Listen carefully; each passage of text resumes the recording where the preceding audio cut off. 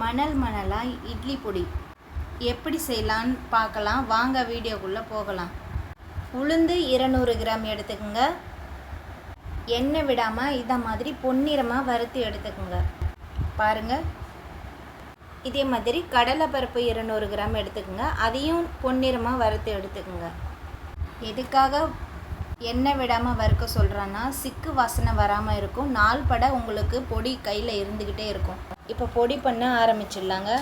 கடலைப்பருப்பை ஜாரில் சேர்த்து நல்லா மணலாக அரைச்சி எடுத்துக்கோங்க. காஞ்ச மிளகாவும் அது கூட சேர்த்துக்குங்க. துளி வெல்லம், இது ஆப்ஷனல் தாங்க. வெள்ளை எள்ளையும் இது கூட சேர்த்து அரைச்சிக்கோங்க. நல்லா வாசனையாக இருக்கும் பொடி. அருமையான இட்லி பொடி நம்மளுக்கு ரெடி ஆகிடுச்சு பாருங்கள். ஜார்லேருந்து பிளேட்டுக்கு ட்ரான்ஸ்ஃபர் பண்ணும் போதே பாருங்கள் எவ்வளோ சூப்பரான அரோமா வருதுன்னு. பாருங்கள் எவ்வளோ கலர்ஃபுல்லாக இருக்குன்னு.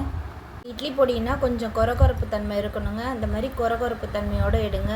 வரட்டுன்னு ஒரு 4 இழுப்பு இழுத்து சரிங்க, நல்லா கழுவி விட்டுருங்க. சரிங்க, ஒரு கிண்ணம் நிறைய மாவு எடுத்து பெரிய ரவுண்டாவும் இல்லாம சின்ன ரவுண்டாவும் இல்லாம சரிங்க, பொதுவா ஒரு ரவுண்ட ஊத்தி 16 கரண்டி நெய் எடுத்து சரிங்க, அதுல 6 கரண்டி நெய்ய உள் சைடு அப்படியே லேசா விளாவி விட்டு சரிங்க, 10 கரண்டி நெய்ய தோசைக்கு வெளி சைடு அப்படியே மேல ஆப்புல விளாவி விட்டு சரிங்க, இட்லி பொடி இருக்கு பாத்தீங்களா, அத அப்படியே அள்ளி மலை சாரல் மாதிரி அதை மேலாப்புல பரபர அப்படியே பேய விட்டு சரிங்க, பொத்துனாப்புல அப்படி ஒரு பருத்து இப்படி ஒரு பருத்து அழகா மடிச்சு நெய் பொடி தோசை ரெடிங்க.